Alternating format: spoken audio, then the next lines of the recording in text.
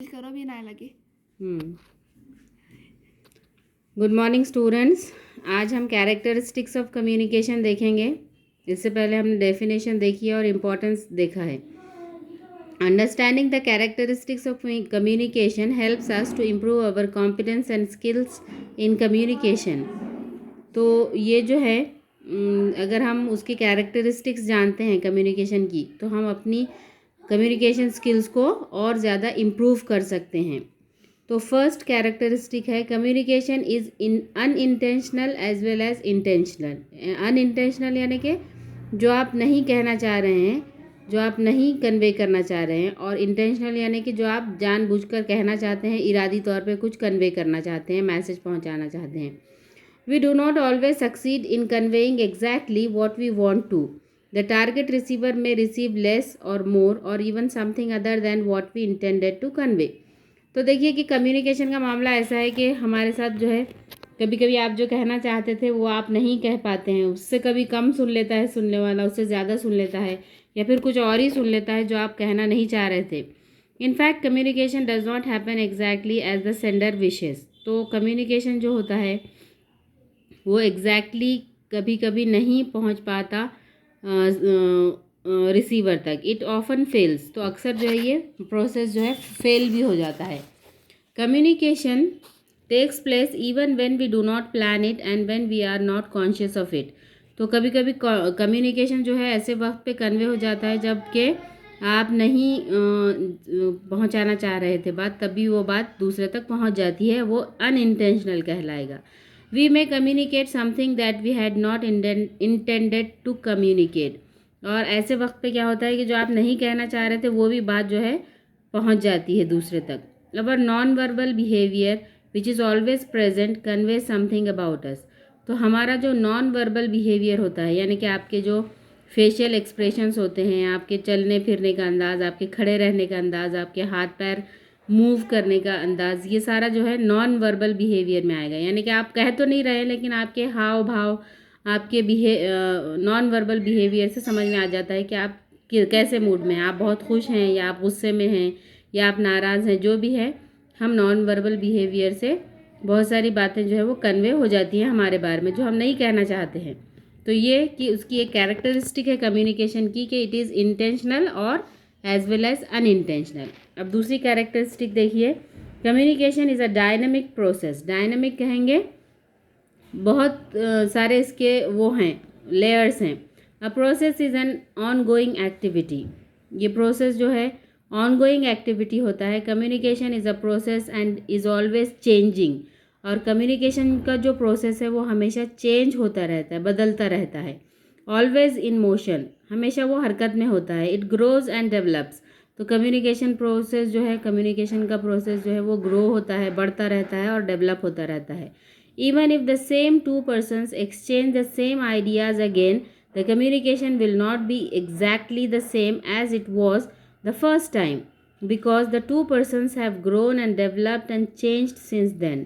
तो देखिए कि एक ही बात है कि आपने कभी कोई आपके मुलाकाती हों तो आप उनसे बहुत साल पहले मिले थे, तो आपने वही बातें एक्सचेंज की थी, उसी तरह की बातें आपने की थी, और फिर अब कई साल बाद जब फिर वो आपसे मिलते हैं और आप अभी भी वही बातें करते हैं, लेकिन आपके तब और अब में बहुत फ़र्क होगा, क्योंकि अभी आप बहुत बड़े हो चुके हैं, आपके बहुत सारी डेवलपमेंट आ चुकी है आपके अंदर। तो ये सारी बातों का आपके कम्युनिकेशन पर बहुत ज़्यादा असर होता है।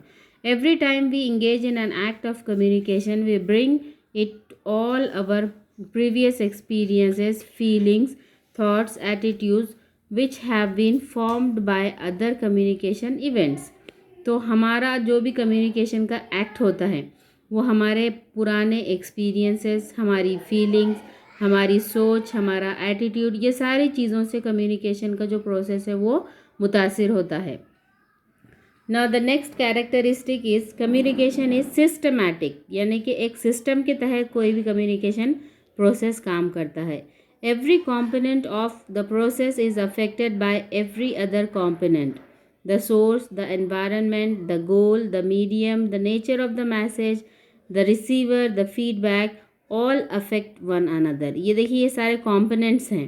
क्या क्या हैं components? The source, source यानी कि जो आप जिस सोच के तहत आपने कोई बात कही, द एनवायरनमेंट जिस माहौल में आपने कही, द गोल आपका एक रीज़न था ना वो बात करने का, तो वो आपका गोल हो गया।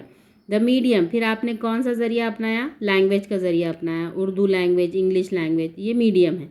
The nature of the message आपके मैसेज का नेचर कैसा था। द रिसीवर आप किसको अपना मैसेज पहुंचाना चाहते हैं। और द फीडबैक, फीडबैक यानी जो सुनने वाले ने आपको जवाब दिया तो वो फीडबैक कहलाएगा। ऑल अफेक्ट वन अनदर, ये सारे कॉम्पोनेंट्स जो हैं कम्युनिकेशन के एक दूसरे को अफेक्ट करते हैं।